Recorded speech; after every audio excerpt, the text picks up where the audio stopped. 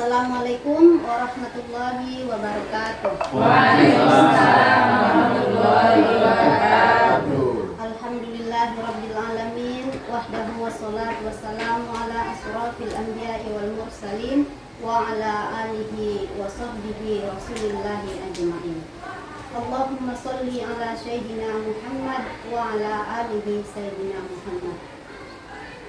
Puji syukur marilah sama-sama kita ucapkan kepada Allah Subhanahu wa Ta'ala yang masih memberikan kita kesempatan dan waktu sehingga kita masih bisa melanjutkan kegiatan kita pada siang hari ini, di mana pada saat ini kita akan melaksanakan kegiatan diseminasi budaya positif SMA 1 Padang Belubur yang akan nantinya disampaikan oleh CGP kita, yaitu Bapak Billy Hardian. Salawat dan salam marilah kita sanjungkan kepada arwah junjungan kita, yakni Nabi besar Muhammad sallallahu alaihi wasallam yang berlapaskan Allahumma sholli ala sayyidina Muhammad wa ala alihi sayyidina Muhammad. Baiklah, pada siang hari ini adapun susunan acara kita, yang pertama itu pembukaan yang sedang berlangsung, yang kedua nanti akan ada arahan dari Kepala Sekolah SMA 1 Padang Belubur, dan selanjutnya penyampaian materi yang akan disampaikan oleh narasumber kita nantinya terkait dengan budaya positif. Baiklah, untuk menghemat waktu, kita lanjut acara yang kedua, sepatah dua kata dari Kepala Sekolah SMA 1 Padang Belubur. Kepada Bapak kami persilakan dengan segala hormat.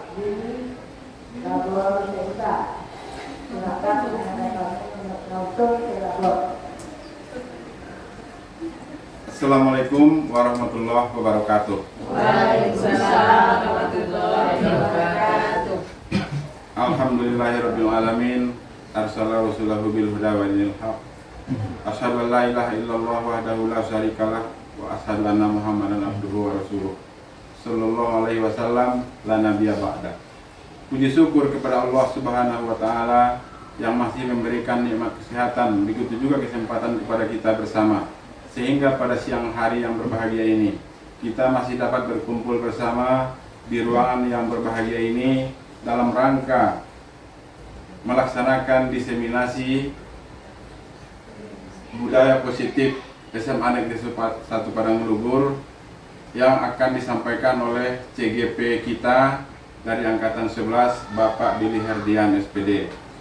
Selawat dan salam kita kirimkan ke ruh junjungan Nabi besar Muhammad sallallahu alaihi wasallam dengan lapas Allahumma sholli ala sayyidina Muhammad wa ala ali sayyidina Muhammad. Bapak Ibu peserta diseminasi pada siang hari ini yang berbahagia, dalam kesempatan kali ini izinkanlah saya sebagai kepala sekolah menyampaikan ucapan terima kasih karena diberikan kesempatan untuk menyampaikan sepatah dua kata atau sambutan dalam diseminasi CGP Angkatan 11, yaitu Bapak Billy Hardian SPD. Dengan tema pada siang hari ini adalah pengimbasan dari model 104 tentang budaya positif. Ada beberapa budaya positif yang harus kita kembangkan dan harus kita pahami dan harus kita sampaikan kepada teman sejawat dan juga kepada peserta didik kita di dalam kelas. Di antaranya disiplin positif. Banyak sekali disiplin positif yang harus kita sampaikan kepada peserta didik kita dan juga menekankannya kepada teman-teman sejawat untuk menyampaikan dan mengawasi siswa kita untuk dapat berdisiplin positif. Dari berpakaian, cara berkomunikasi, cara bertata krama dengan Bapak Ibu majelis guru dan juga teman sejawat dan juga orang lain di lingkungan rumah atau lingkungan daerahnya masing-masing. Kemudian yang kedua, kita juga dalam PBM, sebelum melaksanakan PBM kita di dalam kelas, kita harus banyak memberikan motivasi kepada anak-anak kita atau peserta didik di dalam kelas. Karena dengan motivasi yang kita berikan, para siswa kita atau peserta didik kita mampu menerima dan menerapkan apa yang kita sampaikan berupa pelajaran atau materi di dalam kelas. di dalam kelas. Yang ketiga, kita juga untuk menerapkan disiplin positif ini, kita juga harus menyampaikan dan membuat kesepakatan dengan anak-anak di dalam kelas tentang kesepakatan kelas. Bagaimana peraturan dan tata tertib yang harus dijalankan bersama Bapak Ibu di dalam kelas. Itulah yang disebut dengan keyakinan kelas. Kemudian Bapak para peserta diseminasi. Yang terakhir yang ingin saya sampaikan, siswa kita tidak terlepas dari semua permasalahan yang dihadapi, baik dalam permasalahan dalam belajar, permasalahan dengan komunikasi dengan Bapak Ibu majelis guru, dengan orang tuanya, dengan teman sejawatnya. Semua itu kita harus mampu memberikan motivasi atau solusi kepada anak didik kita agar mereka mampu menyelesaikan masalah ini dengan penyelesaian yang sifat kekeluargaan atau persuasif. Baiklah Bapak Ibu peserta diseminasi, saya juga merasa bangga kepada calon guru penggerak dari SMA 1 Padang Luhur, Bapak Billy Herdian. Saya mengucapkan terima kasih dan saya juga berharap kepada Bapak Ibu majelis guru yang lain di SMA 1 Padang Luhur mengikuti jejak beliau di dalam CGP. Mudah-mudahan ada manfaatnya apa yang saya sampaikan. Untuk lebih jelas dan lebih rincinya tentang diseminasi budaya positif SMA 1 Padang Luhur ini nanti akan disampaikan oleh Saudara Billy Herdian. Mungkin itu saja yang dapat saya sampaikan. Salah dan janggal saya mohon maaf. Wabillahi taufiq wal hidayah. Wassalamualaikum warahmatullahi wabarakatuh. Waalaikumsalam warahmatullahi wabarakatuh. Terima kasih kita ucapkan kepada Bapak Kepala Sekolah yang telah menyampaikan arahannya di hadapan kita bersama. Selanjutnya kita langsung saja ke acara inti yang akan disampaikan oleh Pak Billy Herdian. Kepada Pak Billy Herdian kami persilahkan.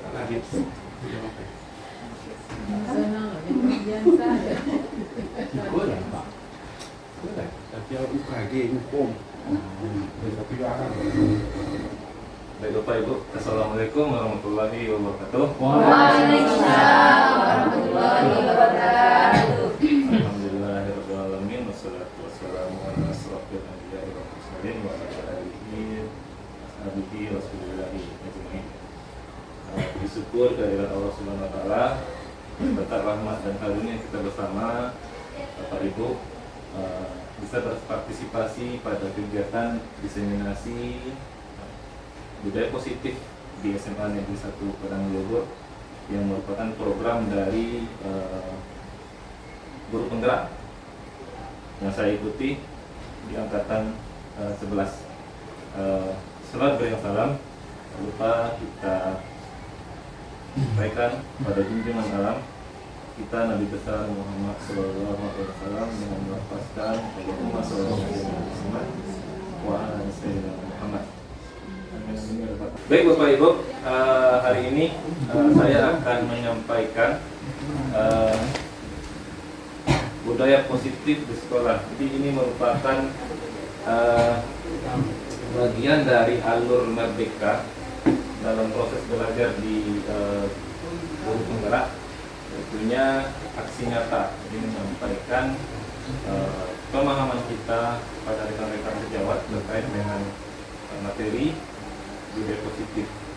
Jadi apa saja yang ada di dalam konsep dalam budaya positif ini di materi ini yang akan dipahami secara beruntun. Baik Bapak Ibu, sebelum kita lanjut untuk memulai kegiatan kita, saya ada nanti diminta kepada dua rekan kita atau Bapak Ibu dengan rekan di samping nanti boleh mencoba kan ini, cobalah buka. Silakan Bapak Ibu coba bagaimana. Silakan berperan, satu berperan sebagai mengepal, yang satu lagi berperan untuk bagaimana dia bisa mencoba meraih temannya untuk berhasil membuka kepalan tangan temannya ini. Apa yang dilakukan oleh si A, si B untuk bisa membuka kepalan si A ini. Si A anggap dia nanti yang di kepalanya itu adalah barang yang tidak bisa dia berikan ke orang lain. Itu barang yang paling berharga yang dimilikinya. Si B, bagaimana dia bisa mencoba untuk bisa mendapatkan hal yang ada disimpan oleh si A tadi. Bagaimana yang Bapak Ibu lakukan? Agak 2 menit Bapak Ibu, bagaimana yang Bapak Ibu lakukan untuk bisa mendapatkannya? Berpasang-pasangan saja Bapak Ibu, siapa yang bisa berpasang? Nah, bagaimana Bapak Ibu bisa mendapatkan konsep ini?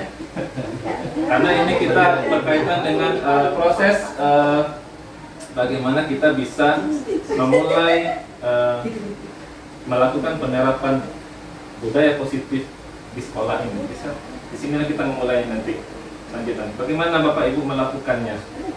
Siapa yang bisa nanti mencobakannya? Silakan nanti si A, misalkan Bu Rosmina sama Bu Linda. Bu Rosmina berperan sebagai A, Bu Linda berperan sebagai B yang ada di depan ini. Apa yang bisa Bu Rosmina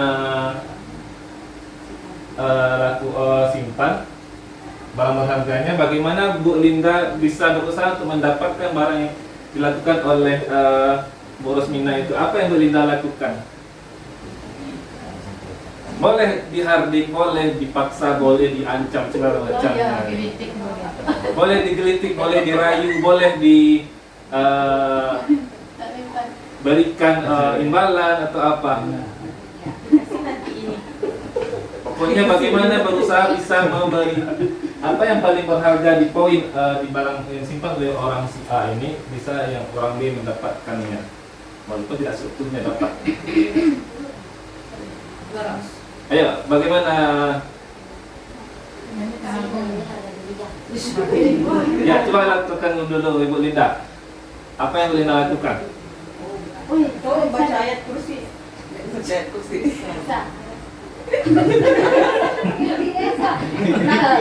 Apa ini ya, Bos?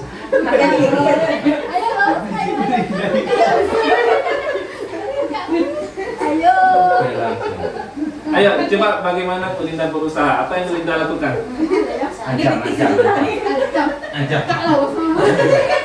Apa yang bisa Bu Linda lakukan? Agak hati. Ini ada roti-roti. Jadi dibujuk. Ini juga ada.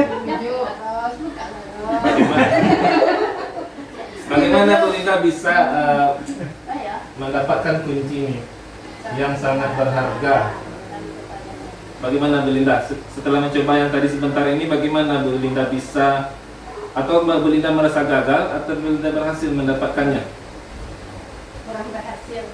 Apa yang, karena bagaimana Bu Linda melakukannya, kenapa bisa kurang berhasil? Ya, kurang Berusaha. Terus apa lagi? kurang bujur rayu. Bu Rosmina, gimana tadi, bagaimana Ibu mempertahankan yang berharga itu supaya tidak bisa diambil tadi? Saya mengeprovokasi tenaga agar yang saya simpan itu tidak bisa diambil oleh orang lain. Gitu. Berarti bagaimana si yang punya barang berharga ini bisa mempertahankan dirinya supaya tidak sampai ke orang lain atau yang memaksa. Si A ini nanti bagaimana dia mempertahankan? Kalau si B, dia prosesnya adalah mencoba bagaimana dia berhasil mendapatkannya. Baik Bapak Ibu semuanya, inilah konsep awal memulai kita bisa melakukan kegiatan budaya positif di sekolah. Bagaimana kita bisa melakukan hal-hal kecil supaya nanti yang kita inginkan bisa tercapai.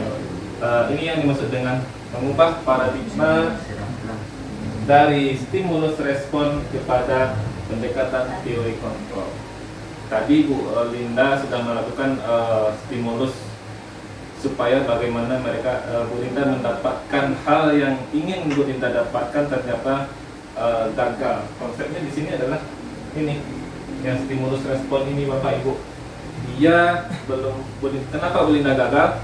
Karena belum bisa mengontrol. Melakukan kontrol yang baik, bagaimana dia bisa mengendalikan orang di sebelahnya dengan baik supaya nanti yang diinginkan dapat.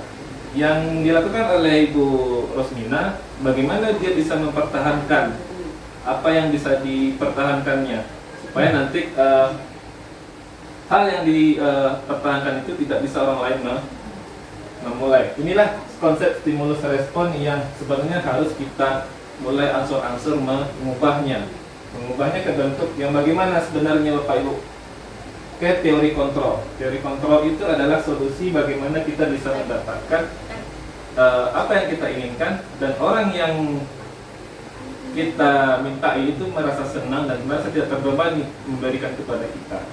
Jadi istilahnya dalam bahasa sederhananya adalah win-win.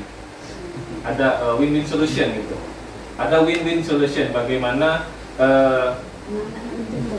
kita bisa mendapatkan dan dia merasa tidak terbebani dalam memberikan kepada kita. Itulah yang harus kita sadari dulu Bapak Ibu di sini, bagaimana konsep budaya positif ini bisa berjalan dengan baik nantinya di lingkungan sekitar kita. Kita mulai menghilangkan konsep stimulus respon dan mulai menggambarkan dengan baik bagaimana konsep teori kontrol ini.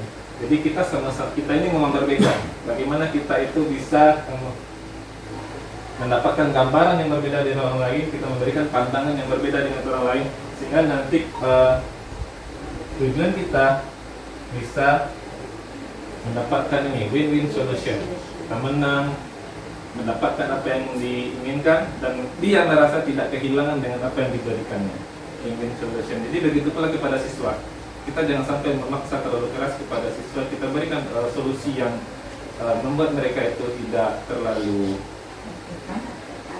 tertekan, kemudian kita tidak mereka merasa senang dengan apa yang kita inginkan melakukannya, mereka merasa tidak terbebani, dan kita pun juga merasa tidak memberikan tekanan yang begitu kuat sehingga tidak ada daya lenting yang untuk melawan kita, untuk siswa tersebut melawan kepada kita nantinya. Itu ujungnya. Jadi konsepnya adalah bagaimana kita melakukan pendekatan dengan teori kontrol ini dengan baik. Itu konsep memulai dari mengenalkan disiplin atau budaya positif kepada anak-anak kita.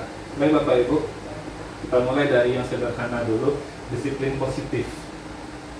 Nah, di sini menurut Ki Hajar Dewantara, disiplin itu kemerdekaan. Yang dimana dia ada kemerdekaan, disitulah ada disiplin yang kuat. Sungguh pun disiplin itu bersifat self disiplin, itu sendiri yang mewajibkan kita dengan sekeras-kerasnya, tetapi itu sama saja, sebab jikalau kita tidak cakap, kita tidak melakukan self disiplin, wajiblah penguasa lain mendisiplinkan diri kita. Dan peraturan demikian itulah yang harus ada di dalam suasana yang merdeka. Berarti intinya adalah memulai dari dalam diri. Kalau tidak sanggup, baru nanti kita diatur oleh aturan yang ada di luar kita. Kemudian sebagai pendidik, tujuan kita adalah menciptakan anak yang memiliki disiplin, sehingga mereka bisa berperilaku dengan mengacu pada nilai-nilai kebajikan universal dan memiliki motivasi intrinsik. Inilah yang akan kita kejar kepada siswa kita. Mulai kita munculkan dia di sini motivasi intrinsik. Nilai-nilai kebajikan, dia merasa bertanggung jawab, mempunyai empati, simpati, menjaga keselamatannya di dalam kehidupannya. Itu yang dimaksud dengan nilai universal. Nilai yang berhubungan dengan kebajikan. Kemudian terakhir dari disiplin di sini, seorang yang memiliki disiplin diri berarti mereka bisa bertanggung jawab terhadap apa yang dilakukan, karena mereka mendasarkan tindakan mereka pada nilai kebajikan universal. Jadi disiplin positif ini nantinya akan berkaitan dengan bagaimana mereka mampu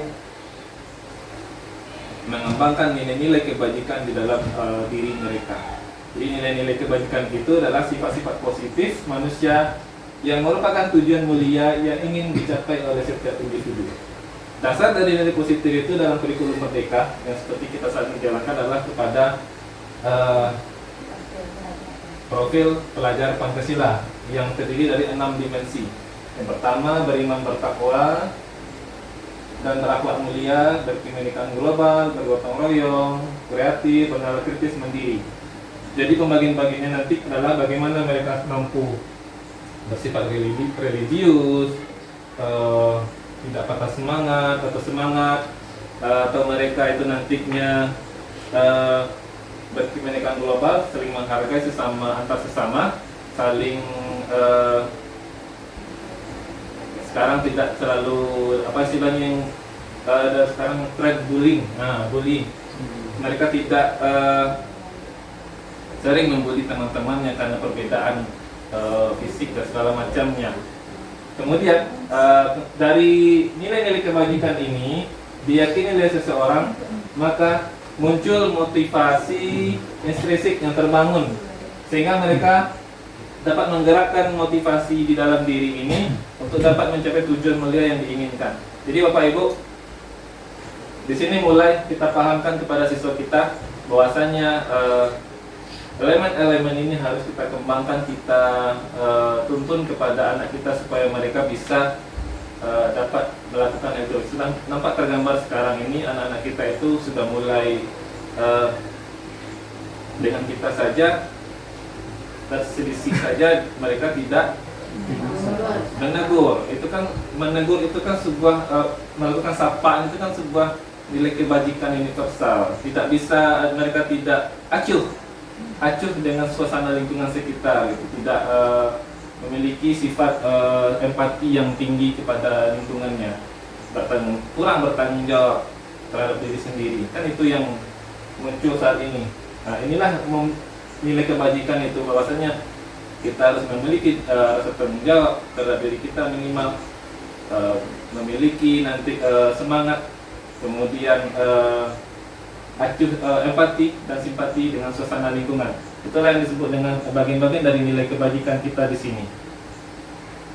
Kemudian Bapak Ibu, itu tadi dari disiplin positif, bahwasanya disiplin positif itu sangat dekat kaitannya dengan nilai-nilai kebajikan yang akan kita kembangkan kepada anak. Lanjut, materi berikutnya adalah teori motivasi, kemudian hukuman, penghargaan, dan restitusi. Seperti yang sudah dijelaskan tadi, ada kaitannya, ada motivasi intrinsik yang saya sampaikan sebelumnya ya Pak Ibu ya. Jadi di sini tiga teori motivasi perilaku manusia. Ada tiga hal. Yang pertama, untuk menghindari ketidaknyamanan atau hukuman. Mereka melakukan itu, atau kita pun sendiri melakukan kegiatan yang kita lakukan itu untuk menghindari ketidaknyamanan kita terhadap, atau ingin kita tidak mendapatkan hukuman karena hal itu. Itu bagian dari bahwasanya kita melakukan motivasi itu karena kita takut dengan orang lain. Berarti itu terkait dengan motivasi ekstrinsik. Contoh, kita terlambat datang ke sekolah, takut dihukum oleh guru, piket untuk memungut sampah, membersihkan sekolah atau membersihkan WC nantinya. Kita berusaha datang ke sekolah untuk menghindari itu. Berarti itu motivasi ekstrinsik.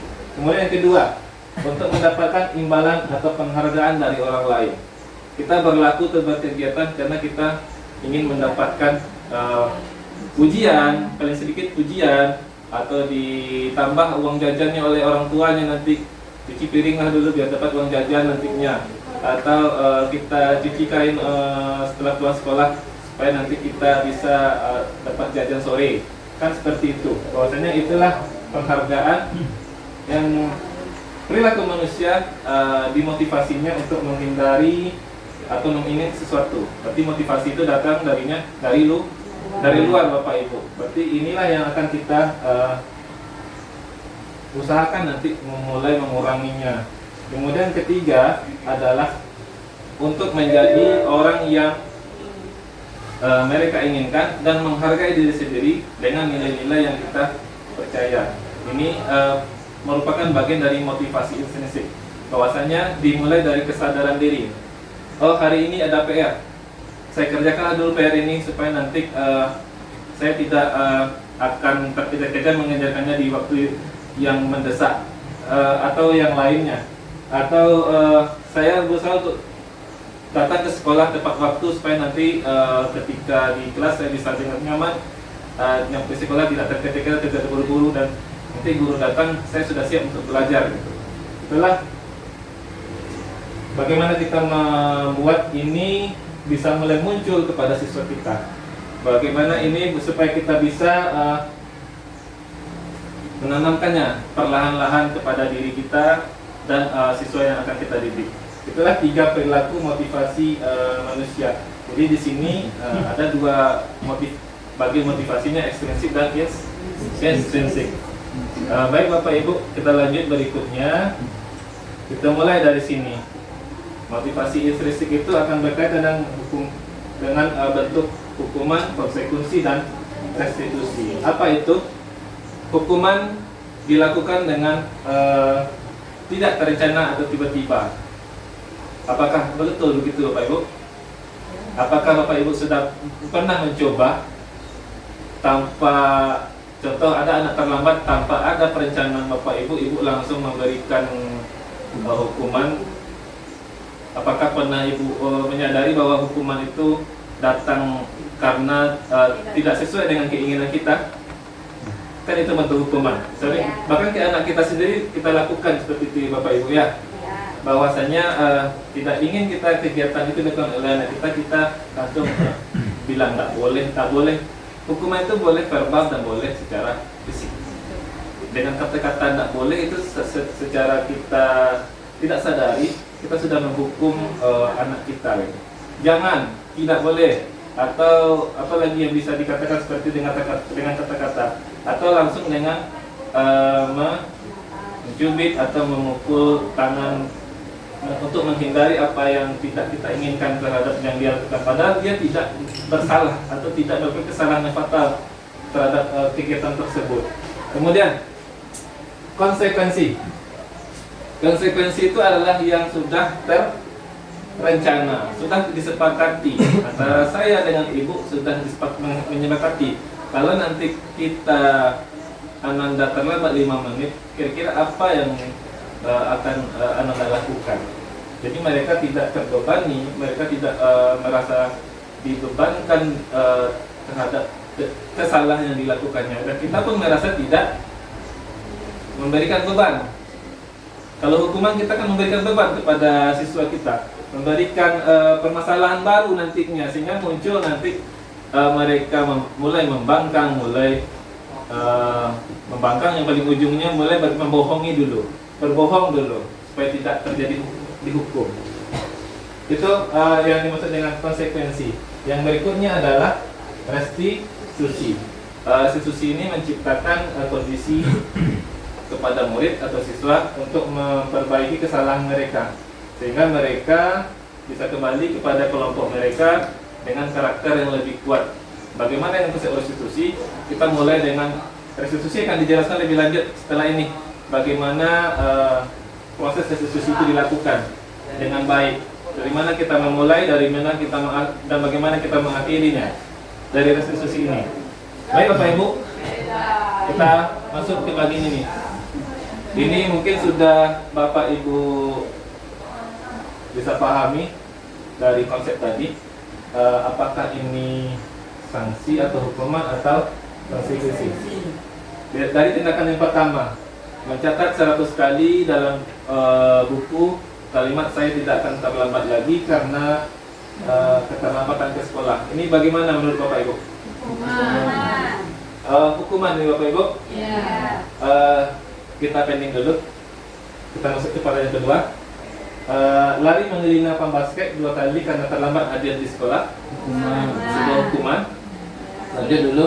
Yang ketiga, murid diminta untuk push up 15 kali karena tidak menggunakan masker ke sekolah. Hukuman nih Bapak Ibu? Lanjut. Yang keempat, mengganti kertas dengan tugas teman dengan yang telah dicoret-coret.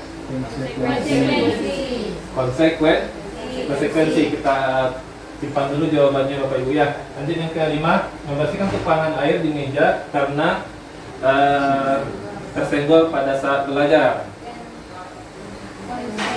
Apakah ini hukuman atau konsekuensi Pak Ibu? Konsekuensi. Lanjut yang keenam, lari mengelilingi lapangan basket 2 kali karena terlambat 10 menit untuk hukuman pelajaran. PJOK. Kira-kira ini Bapak Ibu? Hukuman ke konsekuensi? Hukuman. Baik, berarti pertanyaannya jawabannya adalah ini hukuman, konsekuensi. Ayo kita lihat Bapak Ibu, apa jawabannya? Ayo Bapak Ibu, di mana Bapak Ibu belum memahami dengan benar? Lari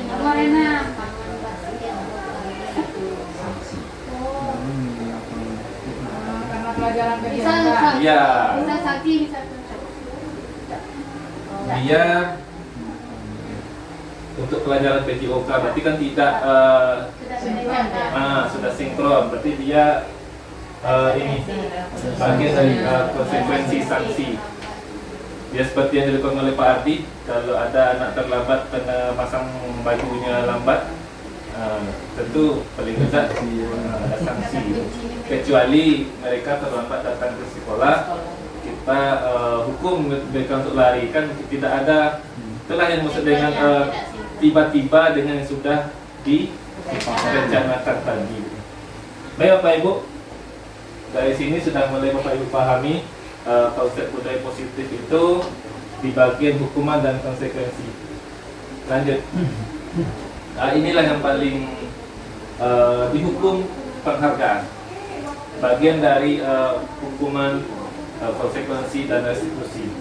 Penghargaan maupun hukuman adalah cara-cara mengontrol perilaku seseorang yang menghancurkan potensi untuk pembelajaran yang sesungguhnya. Ini menurut Al-Fiqon tahun 95. Apa ini yang dimaksud dengan hukum penghargaan? Di sini dapat kita lihat pernyataan di samping. Penghargaan efektif jika kita menginginkan seseorang melakukan sesuatu yang kita inginkan dalam jangka waktu pendek. Berarti kita hanya memberikannya di saat itu dan tidak berulang-ulang. Artinya begini, bagaimana konsep penghargaan di jangka waktu yang pendek ini? Ya, contoh mereka berhasil untuk menghafal satu surah, kita berikan penghargaan. Bagus, untuk hari ini kamu sudah berhasil menghafal surah pendek sebanyak sekian ayat. Penghargaannya apa? Boleh dalam bentuk hadiah, dalam bentuk kata-kata pujian kepada siswa kita. Kemudian di saat itu saja, berarti masih efektif penghargaan itu. Kapan tidak efektifnya? Sudah dilakukan berulang-ulang. Dan hasilnya apa? Mereka akan ketergantungan terhadap, jadi kegiatan mereka yang dilakukan itu dia kembali lagi. Apa ya imbalan yang akan saya dapatkan? Apa ya hadiah hari ini yang bisa saya dapat kalau saya berhasil melakukan ini? Apa yang bisa saya dapatkan dari orang tua saya ketika saya berhasil menghafal hari ini 2 ayat? Kan itu yang, jadi mereka ada motivasi di dalam dirinya ketika melakukan itu untuk mendapat penghargaan. Dan kalau tidak didapat, bagaimana motivasi mereka? Tidak diberikan penghargaan gitu. Bagaimana motivasinya?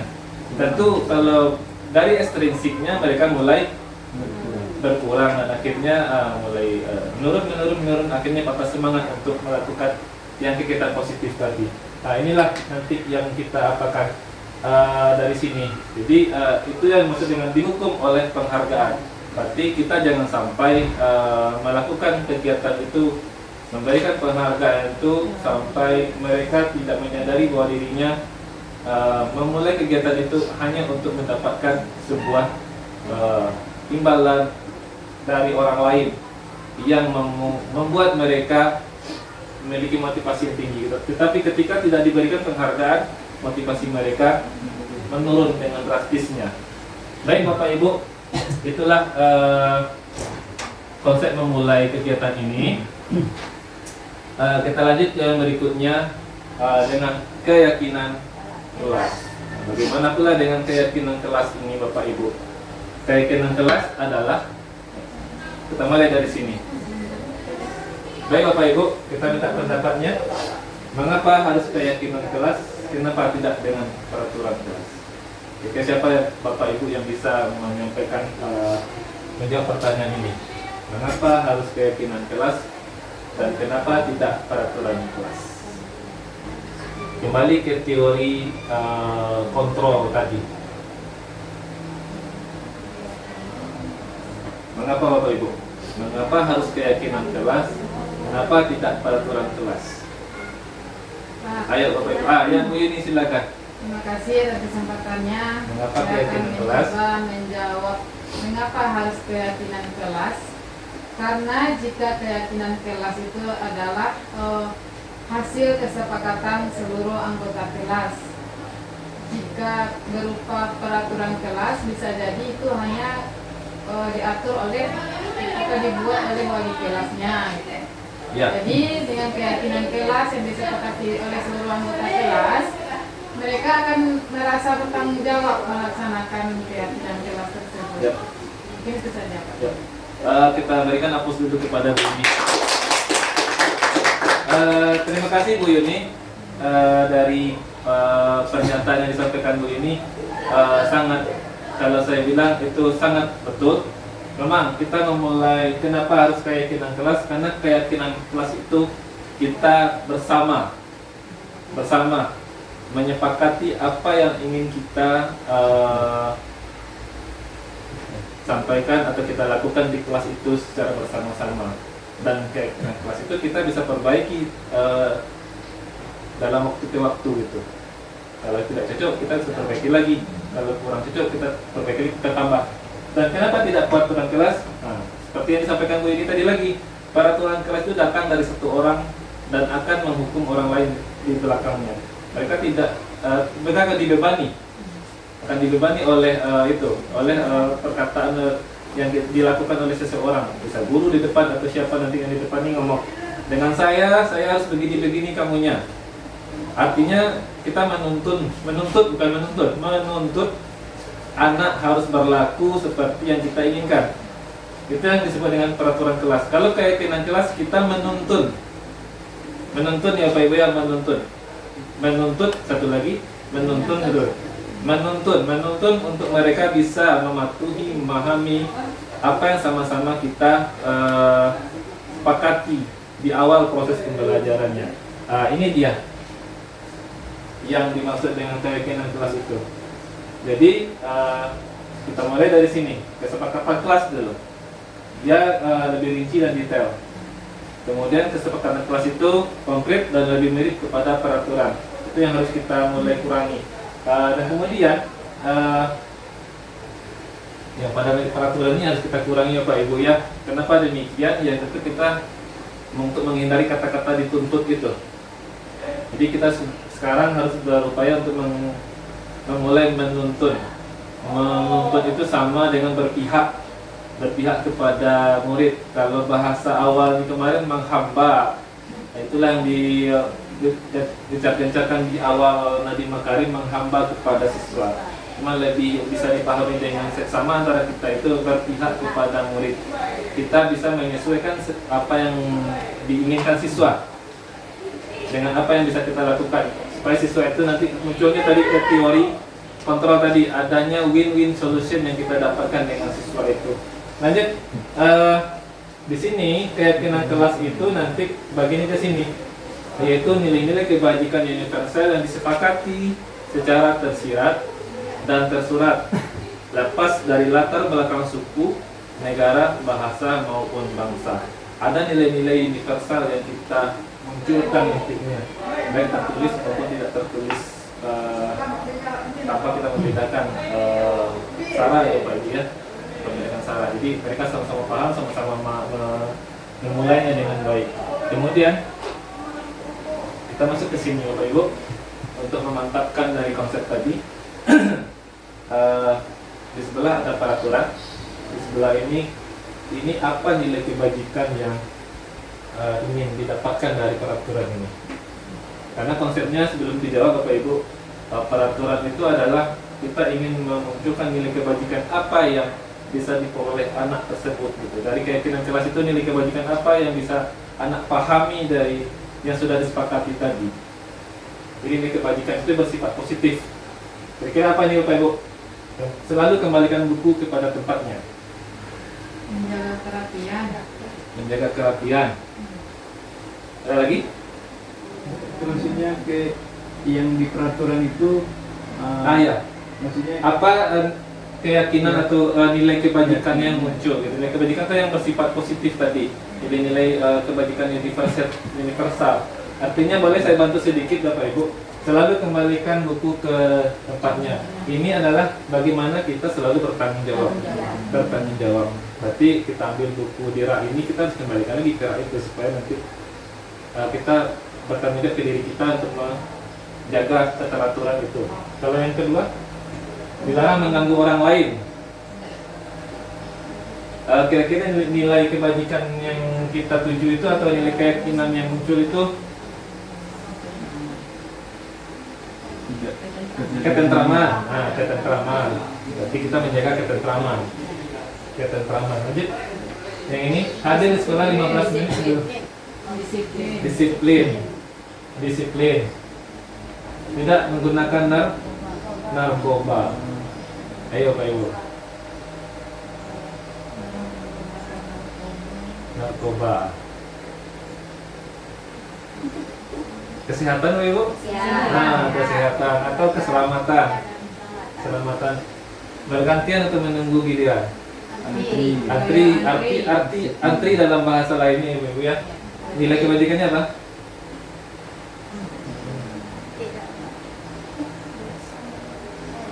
Teratur atau disiplin. Lanjut, menggunakan masker. Kesehatan. Lanjut. Jangan berlari di kelas atau di koridor. Keselamatan. Baik Bapak Ibu. Nah, itulah yang tadi dari hal ini yang Bapak Ibu dapat menyatakan di sini nilai kebajikannya apa. Selalu kembalikan buku ke tempatnya. Baik Bapak Ibu, sama-sama kita lihat. Nah, ini.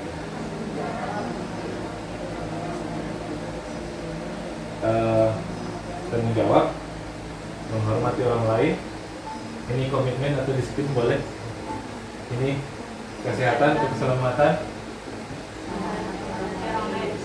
Sabar, disiplin, antri kan sabar Bapak ya.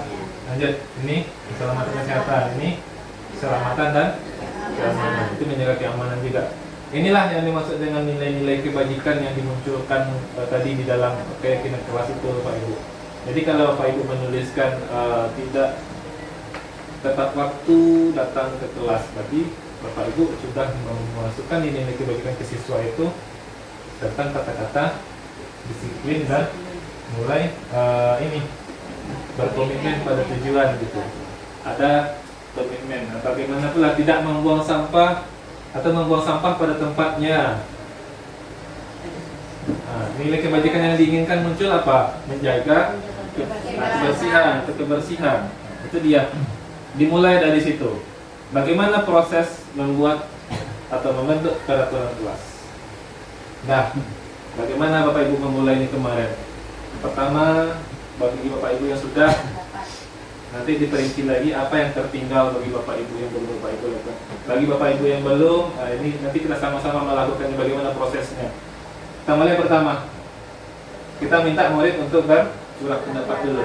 Sampaikan apa yang mereka inginkan, yang perlu disepakati di kelas. Boleh nanti Bapak Ibu tuliskan dalam kertas kecil, dikumpulkan, atau langsung mereka menuliskannya sama-sama ke papan tulis. Nah, apa yang mereka inginkan. Boleh 1 poin, 2 poin nanti yang mereka tuliskan. Nanti setelah itu kita tuliskan di sini di papan tulis sama-sama. Sampaikan apa yang mereka inginkan itu. Lalu apa lagi? Dari kata-kata tadi, Bapak Ibu ya, bagi Bapak Ibu yang sudah pernah, kita lihat ada poin-poin yang muncul yang banyak apa dulu. Lihat kata-katanya, negatif atau positif. Negatif atau positif kata-katanya. Kemudian apa lagi yang Bapak Ibu lakukan? Tinjau kembali daftar curah pendapat yang sudah dicatat. Bagaimana kita meninjau ulang, kira-kira masih belum cocok atau sudah cocok, atau sudah pantaskah itu dijadikan sebuah kesepakatan kelas atau belum gitu. Lanjut, tinjau ulang lagi. Setelah seperti itu diulang lagi meninjaunya secara bersama-sama. Apa yang disepakati. Nah setelah itu kesepakatan kelas dibuat, warga sekelas meninjau ulang, menyetujui harus disetujui Bapak Ibu ya. Kalau nggak disetujui, kalau nggak ditandatangani oleh warga kelas, berarti belum membuat sebuah kesepakatan, karena belum warga kelas sendiri tidak menyetujui apa yang telah mereka sepakati. Yang terakhir itu kita buatkan di sebuah poster atau kita pampangkan nanti.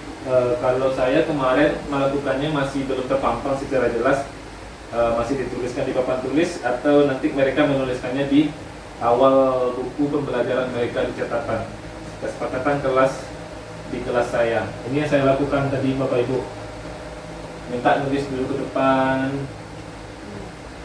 apa yang mereka tuliskan, apa yang mereka inginkan. Kita berikan dulu wejangan kepada siswa kita hari ini memulai pembelajaran dengan membuat kesepakatan kelas. Bagaimana kita memulainya, kita sampaikan apa yang ingin kalian tuliskan, bentuk kata-katanya yang ingin kalian tuliskan. Kita buat mereka dulu membuat seperti ini. Kemudian ini akhirnya, setelah itu ini akhirnya bahwasanya poin-poin yang mereka tulis tadi kita simpulkan, kita tinjau ulang, kemudian kita lihat kalimat yang muncul itu positif atau negatif. Kalau negatif awalnya adalah tidak membuang sampah sembarangan. Bagaimana mengganti kata tersebut? Membuang sampah pada tempatnya. Tidak meribut di dalam kelas. Bagaimana mengubahnya nanti menjadi kalimat positif? Menjaga ketertiban kelas. Nah, ketertiban kelas itu kan adalah nilai kebajikan ya Bapak Ibu ya. Menjaga kebersihan itu kan nilai kebajikan ya Bapak Ibu. Itu yang harus dimunculkan nanti di dalam proses keyakinan kelas ini. Bahwasanya kita memulai dengan hal-hal kecil ini, sehingga nanti kita bisa menanamkan kepada siswa kita dan berubah menjadi bentuk keyakinan dan budaya positif di sekolah. Lanjut Bapak Ibu, setelah kita pahami tentang keyakinan kelas, kita mulai dengan yang berikutnya, kebutuhan dasar manusia. Jadi kebutuhan dasar manusia itu ada 5 Bapak Ibu. Manusia senantiasa berusaha untuk memenuhi kebutuhannya dengan berbagai cara. Mereka tidak bisa mendapatkan kebutuhannya dengan cara yang positif. Bila mereka tidak bisa mendapatkan kebutuhan dengan cara positif, mereka bisa melakukan hal-hal yang tidak sesuai dengan nilai-nilai kebajikan untuk memenuhi kebutuhannya. Apa saja itu Bapak Ibu kebutuhan dasar itu? Dimulai dari ini: bertahan hidup, kemudian mendapatkan kasih sayang dan rasa diterima, kemudian penguasaan. Penguasaan ini adalah nilai untuk merasa dihargai karena kita memiliki keterampilan. Kemudian kebebasan dan kesenangan, dan ujungnya adalah mendapatkan kesenangan, bahagia. Apa penjelasannya masing-masing itu Bapak Ibu? Ini dia. Kebutuhan dasar itu seluruh tindakan manusia memiliki tujuan tertentu. Nah, itu kata kuncinya. Apa itu? Yang bertahan hidup itu bentuk mendapatkan makanan, rumah, dan kesehatan. Kemudian untuk merasa dikasihi, disayang, diterima di sini, kita di sini untuk apa nih? Bahwasanya kita butuh disayangi dan diterima oleh kelompok kita atau di keluarga kita atau di lingkungan kita sendiri. Bagaimana prosesnya? Memulai dari melakukan hubungan dan koneksi sosial. Kemudian memberikan dan menerima kasih sayang itu untuk menjadi bagian dari suatu kelompok. Berarti kita mulai di sini untuk kita menghargai dan merasa diri kita itu mulai berkehidupan sosial. Lanjut, yang ketiga adalah kita penguasaan. Bahwasanya kita di sini ingin dihargai atau diberikan bahwasanya kita diakui secara prestasi atau keterampilan kita didengar dan dimiliki dan memiliki rasa harga diri yang tinggi oleh orang lain. Kemudian yang keempat adalah kebutuhan untuk bebas. Kebutuhan akan kemandirian, otonomi, memiliki pilihan dan mampu mengendalikan hidup seseorang. Dan yang terakhir adalah kebutuhan akan senang, kebutuhan untuk mencari kesenangan bermain dan tertawa. Jadi kebutuhan ini harus kita penuhi semuanya Pak Ibu. Harus kita pahami supaya nanti teori-teori yang berhubungan dengan positif bisa kita lakukan dengan baik. Kalau belum terpenuhi ini, bertingkah disiplin, bertingkah positif saja kita belum sanggup lagi. Karena semua dasar kebutuhan kita ini belum bisa kita penuhi dengan baik.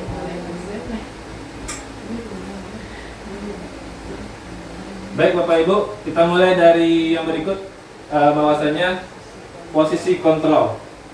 Ini adalah bagaimana kita melakukan tindakan-tindakan dalam proses bagaimana kita mengendalikan seseorang. Yang pertama adalah penghukum. Yang kedua, membuat rasa bersalah. Yang ketiga, teman. Yang keempat, pemantau. Yang kelima, manajer. Apa itu masing-masingnya Pak Ibu? Dan di sini nanti Bapak Ibu akan melihat contohnya melalui video yang ditayangkan di sini. Kita lihat dulu Bapak Ibu, penghukum. Penghukum itu di sini hukuman yang dilakukannya bisa dalam bentuk fisik atau verbal atau maupun verbal. Jadi orang-orang yang menjalankan posisi penghukum ini senantiasa mengatakan bahwa sekolah memerlukan sistem atau alat-alat yang lebih menekan murid lebih dalam lagi, sehingga nanti hubungan antara guru dengan murid hanya soal kebutuhan mereka untuk bisa terpenuhi selesai sekolahnya atau bagaimana. Jadi bagaimana prosesnya, kita lihat video ini Bapak Ibu dalam posisi penghukum untuk memudahkan Bapak Ibu memahaminya.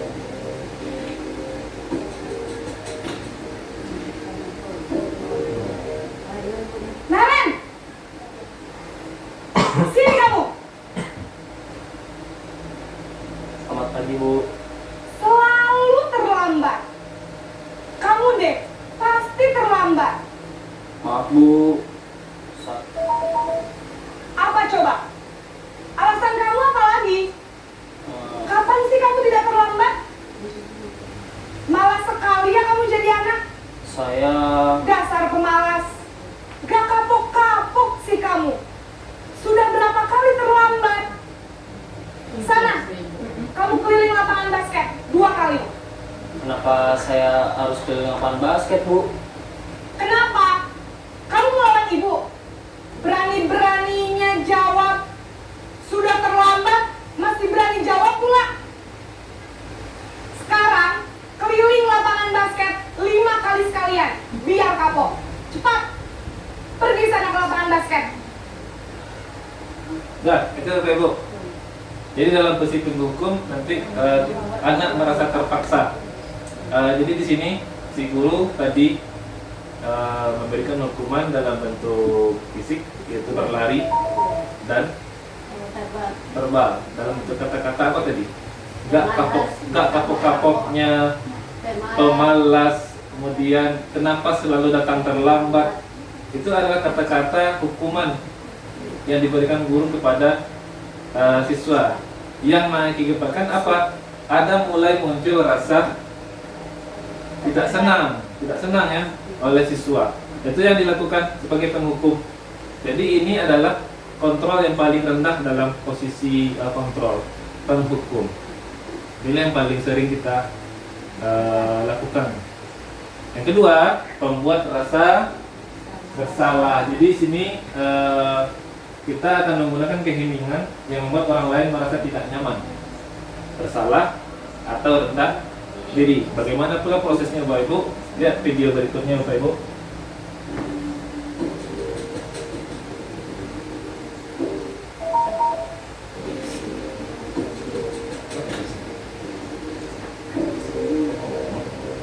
Naren!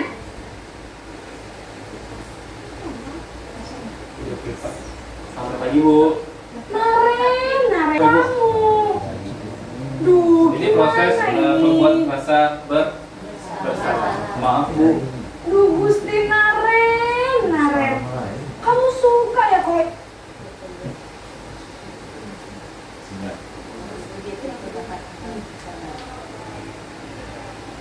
Jadi dalam proses membuat rasa bersalah ini bahasanya lembut, tidak membentak siswa. Kemudian kita membuat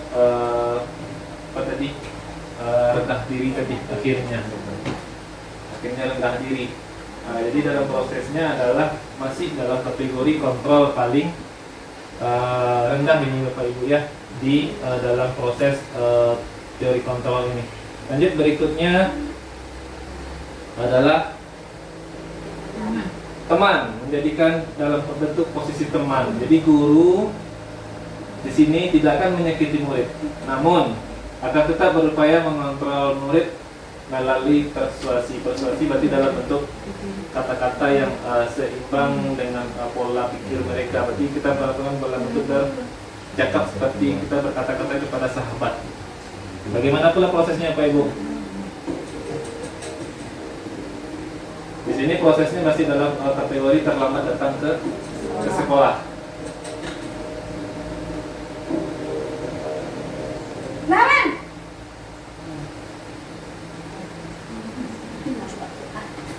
Selamat pagi Bu. wah, sudah jam berapa ini nak? Terlambat lagi ya sayang. Iya Bu, habis ibu saya lupa bangunkan saya Bu. Kamu malah menyalahkan ibu kamu. Kamu bukannya anak yang larinya paling kencang. Kok terlambat sih? Iya Bu, saya memang terlambat bangun tadi. Jadi biarpun saya lari kencang, tetap gak kekejar Bu. Ya sudah sana, nanti lain kali larinya lebih kencang lagi ya. Biar gak terlambat lagi. Bikin seneng ibu, demi ibu. Bisa kan? Bisa lah Bu. Ya sudah sana masuk kelas. Ibu beresin urusan absen kamu. Kamu ini ada-ada saja. Baik Bu. Nah, di sini dalam posisi teman kita bagaimana kita berbahasa atau bercakap sesuai dengan umur siswa kita. Jadi kita menganggap mereka adalah teman berbicara kita. Ya, baik. Yang berikut posisi pemantau. Di sini berawal dari teori stimulus respon.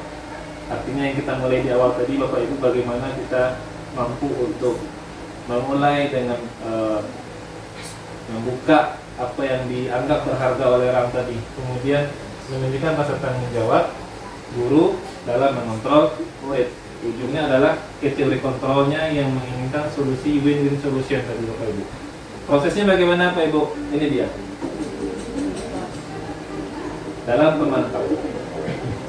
Ini posisi pemantau adalah sudah posisi paling baik dalam melakukan proses menyelesaikan sebuah masalah.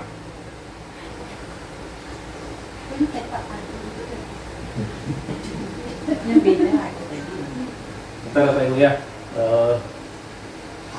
ada gangguan sinyal. Di sini adalah bagaimana si guru mampu untuk membuka atau menjaga yang dijaga oleh siswa tersebut sehingga siswa itu merasa nyaman untuk melakukan tindakan supaya nanti dia bisa menyampaikan apa alasan kenapa dia berlaku seperti itu. Bagaimana guru berusaha untuk melakukan hal yang berharga tadi yang dikontrol oleh siswa itu supaya tidak bisa dihadapan orang lain, sehingga nanti siswa guru berusaha untuk melakukan respon-respon sehingga nanti kita sama-sama butuh, kita sama-sama ingin kamu bisa begini, sehingga nanti saya mengharapkan kamu begini dan saya juga mengharapkan kamu tidak selalu melanggar peraturan. Itu yang selalu ditetapkan dalam posisi teori kontrol yang keempat, yaitu pemantau. Lanjut, manajer. Ini adalah posisi paling baik dalam teori kontrol, posisi kontrol di mana guru berbuat sesuatu bersama dengan murid, mempersilahkan murid mempertanggungjawabkan perilakunya, mendukung murid agar dapat menemukan solusi atas permasalahan sendiri. Ini kuncinya Pak Ibu, menemukan solusi atas permasalahan sendiri. Jadi kita bagaimana mengajak mereka berdiskusi dulu. melakukan tindakan apa ya supaya mereka bisa nanti menyadari, oh ini salah ternyata, oh ini belum pantas saya lakukan, dan seterusnya bagaimana menyelesaikan permasalahan tersebut. Ini mulai kegiatannya Pak Ibu.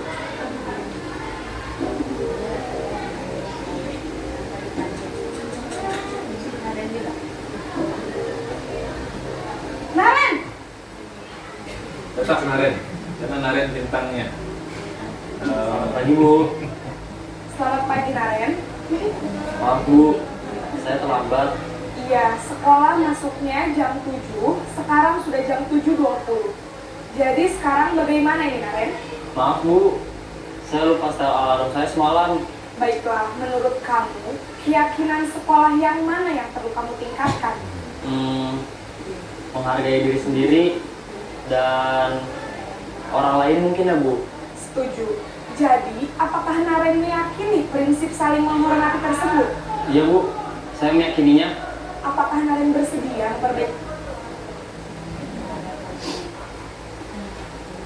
Dan dalam posisi manajer ini, si guru memulai dengan tindakan bagaimana mereka guru bisa menstabilkan dulu identitas si anak. Mengapa mereka terlambat datang, kenapa dia begitu, kemudian validasi tindakannya itu, apakah tindakannya salah atau benar. Kemudian tanyakan keyakinannya, apakah keyakinan tadi itu sudah sesuai dengan keyakinan yang sudah kita tetapkan di sekolah, sehingga nanti mereka mulai menyadari, oh tindakan saya itu salah atau benar. Jadi ini kekaitan dengan sebagai manajer ini adalah kaitannya kepada bagian materi berikut. Tapi sebelumnya kita lihat dulu ini bagaimana dari 5 posisi kontrol tadi. Inilah yang sering apakan orang. Jadi di sini posisi penghukum dan pembalas bersalah, si siswa itu akan selalu untuk bagaimana mereka merasa ingin selalu menghindari hukuman. Bagaimana dia kegiatan tersebut dia bisa tidak dihukum. Jadi bagaimana perbuatan dari guru dalam menghukum, mereka menghardik, mereka menunjuk, menyakiti, menyindir. Dan si siswa kemudian guru berkata hasilnya di sini. Yang muncul adalah memberontak, menyalahkan orang lain dan berbohong. Kemudian dampaknya apa? Si siswa akan selalu mengulangi kesalahan-kesalahannya. Kemudian bagaimana pula dengan perbuat rasa bersalah? Guru berceramah mengatakan yang sebenarnya seperti ini, yang seharusnya seperti ini. Saya kecewa dengan kamu berbuat seperti ini. Kemudian di sini hasilnya si siswa menyembunyikan atau menyangkal, dia tidak melakukan atau berbohong. Sama dengan tindakan yang sebelumnya, mereka akan berbohong. Untuk apa? Kesini menghindari hukuman. Di sini dampaknya pada murid, mereka merasa rendah diri dengan perbuatannya.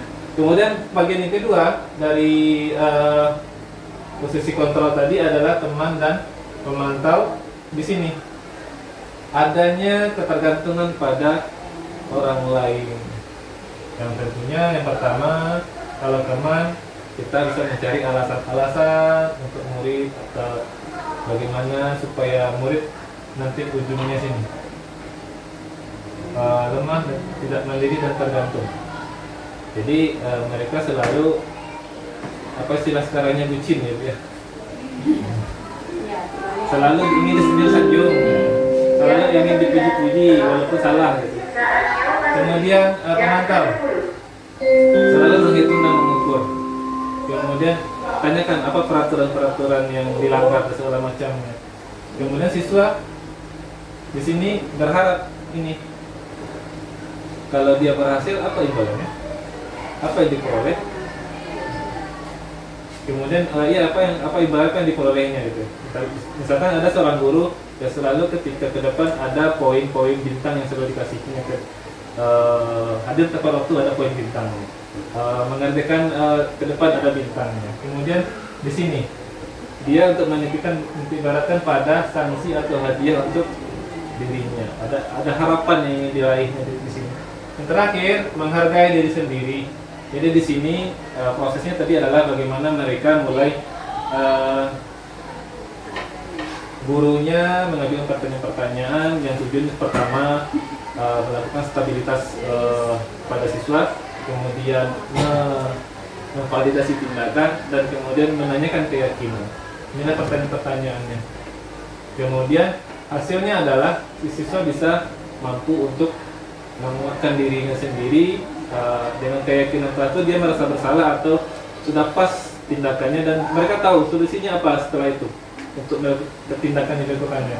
Dan akhirnya di sini siswa dia bisa melakukan evaluasi kepada diri mereka sendiri dan bagaimana cara memperbaiki tindakan yang salah tadi.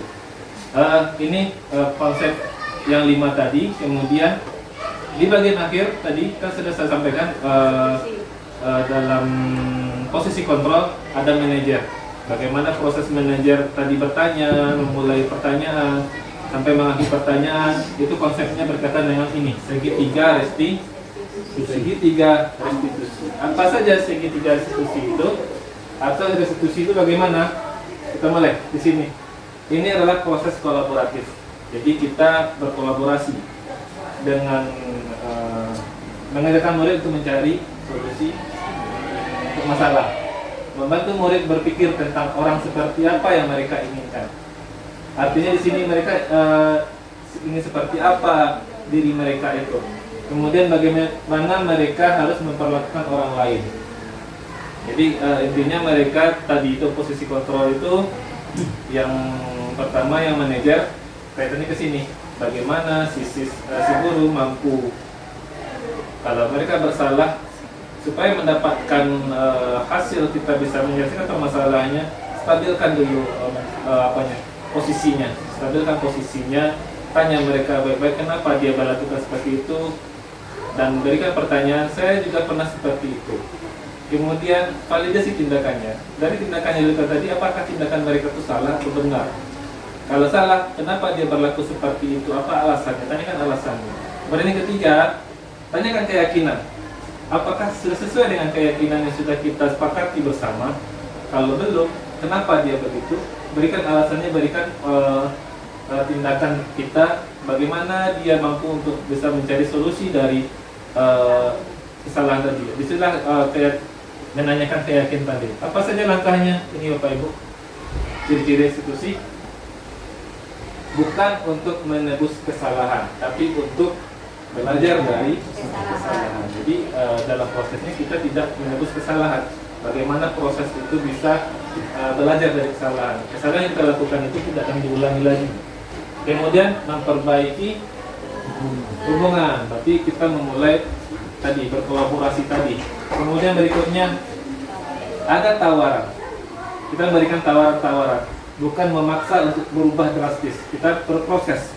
Tawaran itu kan dalam bentuk memberikan solusi yang mudah, solusi yang mudah mereka lakukan, mereka pahami.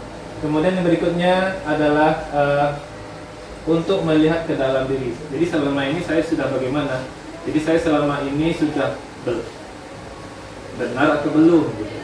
Berikutnya kebutuhan dasar yang mendasari tindakan. Mencari kebutuhan dasar yang mendasari tindakan. Kembali lagi ke 5 kebutuhan dasar tadi. Apakah tindakan tersebut itu karena apa? Apakah karena bertahan hidup yang mereka lakukan, atau ingin dikasihi atau diterima, atau ada penguasaan, atau ada kebebasan, atau mencari kesenangan? Tanyakan itu dulu.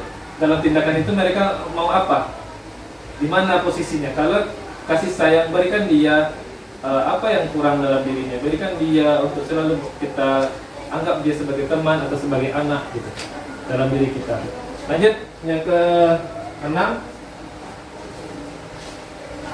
Ini cara yang paling baik atau tindakan mengomentari diri sendiri. Bagaimana dia mampu memulai, apakah tindakannya tersebut sudah sesuai atau pas dengan tadi. Tapi kembali bagaimana keyakinan yang sudah dilakukannya, apakah sudah sesuai dengan keyakinan sekolah kita atau keyakinan kelas. Kalau belum, itu contohnya. Bagaimana dia mengomentari diri sendiri. Belum Pak, belum sesuai. Saya masih kesalahan saya lakukan ini belum sesuai dengan keyakinan kelas. Saya mengetahui itu keyakinan sekolah kita. Kemudian berikutnya, fokus pada karakter, bukan kepada tindakan. Betullah karakter tadi. Bangunlah karakter itu dengan memulai mengatakan, memberikan nilai-nilai kebajikan universal itu. Lanjut, resolusi itu menguatkan posisi kita sebagai guru dan dia sebagai murid, bahwa hanya kesalahan itu tidak akan terulangi lagi. Berikut, fokus pada solusi. Restitusi itu memberikan solusi kepada siswa. Yang terakhir, mengembalikan murid yang berbuat salah pada kelompoknya. Jadi ketika sudah kembali kepada kelompoknya, mereka tidak diperlakukan berbeda dengan oleh teman-temannya, tidak diejek, tidak dibully dan segala macamnya. Jadi itu proses ciri-ciri restitusi. Dan restitusi sendiri ada 3. Yang pertama, menstabilkan identitas. Jadi kita lakukan pertanyaan seperti ini. Setiap orang pasti melakukan kesalahan. Bukan kamu satu-satunya yang sudah melakukan kesalahan ini. Itulah menstabilkan identitas. Tadi seperti yang sudah disampaikan oleh guru dalam posisi manajer tadi. Dia menanyakan, masuknya jam 7, kenapa kamu kok datang jam 7.20? Kamu kan murid yang berlari kencang. Kan itu tadi. Nah, itu dia melakukan proses menstabilkan identitas siswa. Bahwasanya dia adalah seorang pelari di sekolah atau atlet lari. Kenapa dia masih terlambat? Nah, makanya dia disitulah proses menstabilkan identitas. Kemudian yang kedua, validasi tindakan yang salah. Validasi tindakan. Apa kesalahannya tadi terlambat? Berarti caranya bagaimana? Pertama dari pertanyaannya, kamu tentu punya alasan mengapa melakukan itu. Kenapa kamu terlambat? Tadi dia mengatakan alarmnya lupa menyetel alarm, gitu. Sebetulnya adakah cara yang lebih efektif untuk mendapatkan apakah kamu apa yang kamu butuhkan? Jadi prosesnya bagaimana tadi? Dia menyadari dia memang pelari yang kencang, tapi tidak terkejar juga dengan waktu yang sudah terlambat, gitu. Lanjut, yang berikutnya adalah menanyakan keyakinan kelas. Si guru tadi menanyakan, apakah kamu sudah peraturan apa yang kamu telah langgari dari keyakinan yang sudah kita sepakati, gitu. Terlambat, tidak bertanggung jawab kepada dari jawabnya. Kemudian kamu ingin, ini yang terakhir ini, sebelum disuruh pergi tadi, pertanyaannya, kamu ingin menjadi orang seperti apa? Jadi sebaiknya kamu itu kalau tidak terlambat, kamu harus bagaimana? Apa yang harus kamu lakukan? Itu untuk menanyakan keyakinannya. Jadi Bapak Ibu, ini bagian terakhir kita, dan ini adalah prosesnya dalam menstabilkan identitas. Di sini untuk membuat muridnya merasa gagal karena berbuat salah menjadi positif terhadap dirinya. Inilah kata-kata yang harus Bapak Ibu. Yang contoh kata-kata yang bisa Bapak Ibu pedomani nanti dalam proses menstabilkan identitas. Jadi kita kalau untuk menstabilkan identitas, kita jangan terlalu buat mereka itu dirinya yang dilakukannya itu ini wajar dulu gitu. Kemudian dia mampu nanti tertarik bagaimana mencari solusi untuk menyelesaikannya. Bagaimana ibu bisa nanti memancing siswa untuk seperti ini. Itu dalam posisi menstabilkan identitas. Berikut, yang kedua, validasi tindakan yang salah. Ini dia. Apa hal yang kamu lakukan yang buruk atau yang salah? Kenapa kamu melakukan seperti itu? Kamu pasti punya alasan melakukan seperti itu. Di sini kan Ibu, Bapak Ibu nanti memvalidasi tindakan. Kenapa dia melakukan tindakan kesalahan tadi? Kemudian, maukah kamu belajar untuk mendapatkan yang kamu butuhkan, kamu harus mengukur atau bagaimana? Gitu. Lanjut yang terakhir, menanyakan keyakinan. Menanyakan keyakinan itu, apakah sudah nilai-nilai yang kita pelajari di sekolah itu sudah apa yang kamu langgar? Apa yang kamu tidak sesuai kamu lakukan dengan keyakinan yang kita sepakati. Ini dia. Bagaimana prosesnya Bapak Ibu? Jadi di sini kita bisa menggugah hati siswa untuk mereka tuh menyadari kesalahan yang sudah mereka lakukan. Mereka menyadari, mencarikan solusi dari kesalahan tersebut. Harus bagaimana mereka setelah ini? Ini yang terakhir, implementasinya dari segitiga restitusi. Ini video yang saya ambil tugas demonstrasi kontekstual. Silakan duduk, Nak. Gimana kabarnya hari ini? Saya revisi. Lalu tahu alasan menurut ambil di sini. Tadi Bapak dapat laporan dari Ibu Uci, Ibu Sekretariat kan? Terus Sebelumnya saya minta maaf Pak. Tadi saya izin berkaitan saat kita pelajaran. Namun setelah dari perbedaan saya memutuskan untuk mengerjakan tugas yang baru selesai. Sekarang ketika kalau lagi tidak takut karena mengubah kesalahan, tugas itu kamu sebaiknya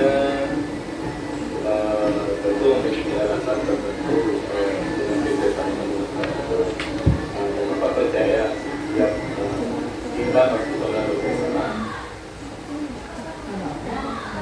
Masih dalam proses menstabilkan identitas Bapak Ibu ya, sampai di sini masih ini. Ini contoh dari yang saya sampaikan. Sehingga prosesnya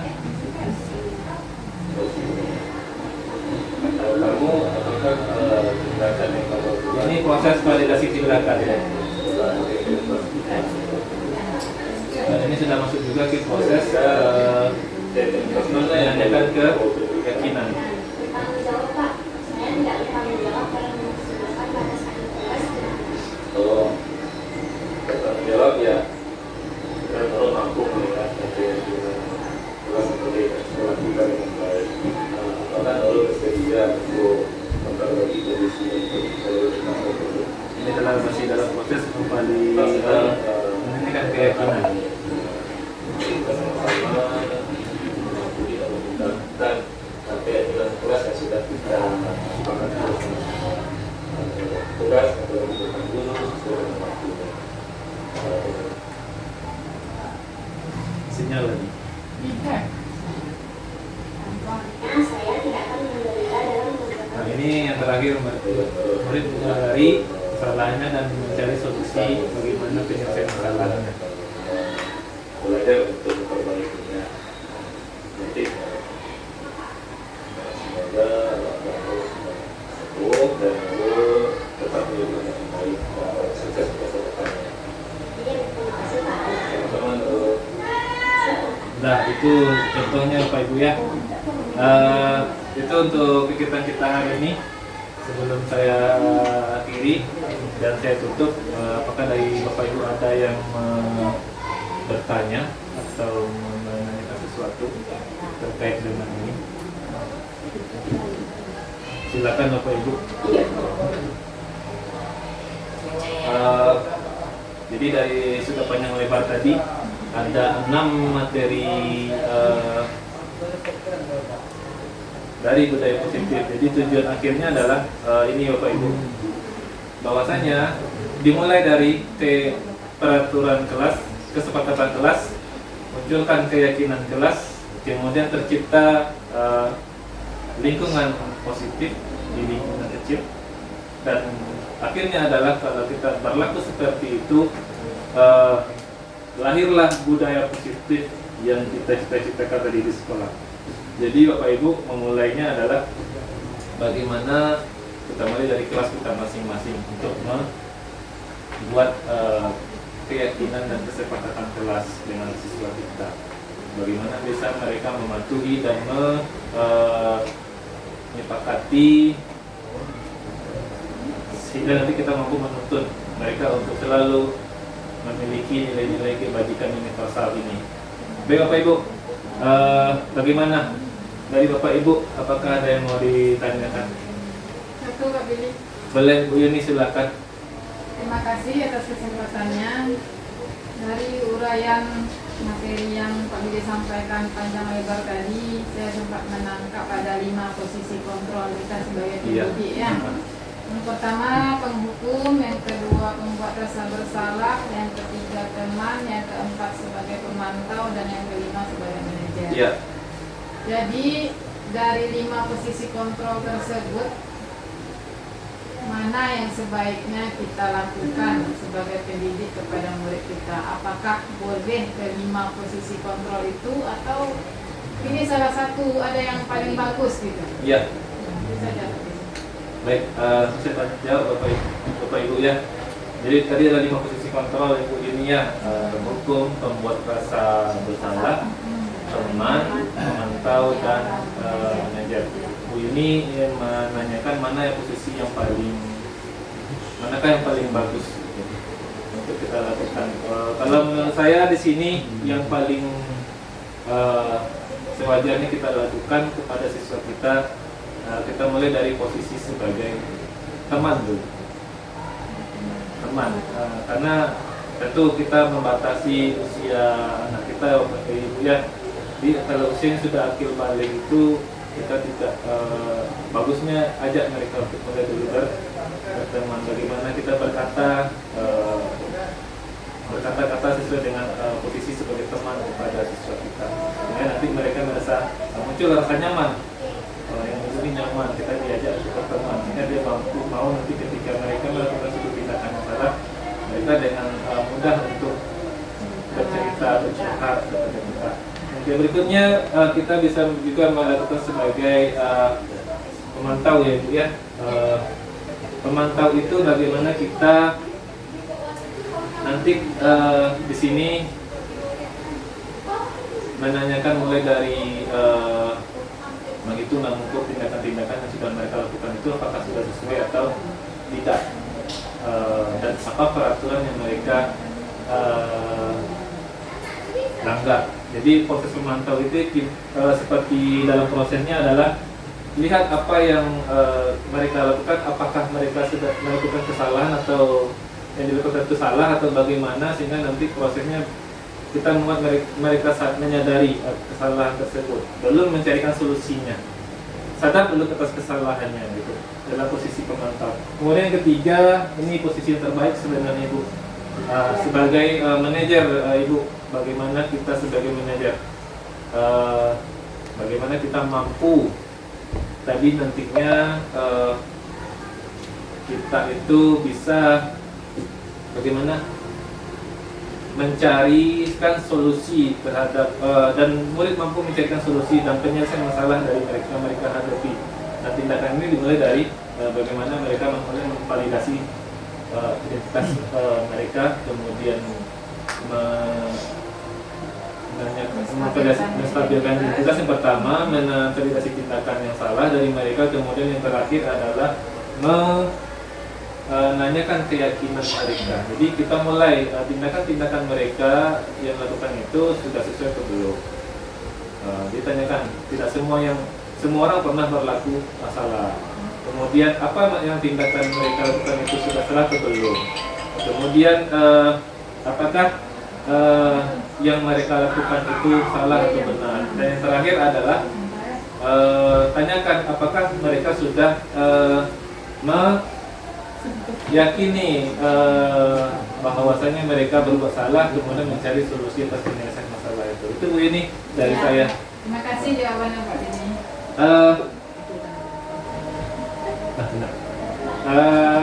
Itu dari saya dalam proses diseminasi ini, bagaimana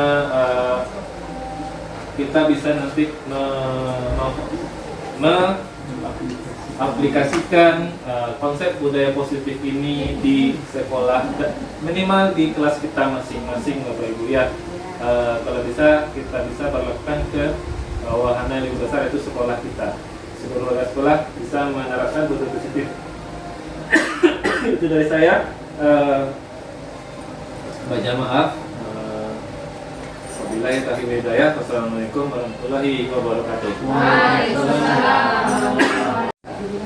Demikianlah itu. Sekian materi yang telah disampaikan oleh narasumber kita. Mudah-mudahan bermanfaat dan berguna bagi kita semua dan dapat kita aplikasikan dalam kegiatan pembelajaran kita di sekolah. Sekali lagi kita berikan aplaus kepada Pak Diki telah memberikan ilmunya dan membagikan ilmunya di hadapan kita bersama.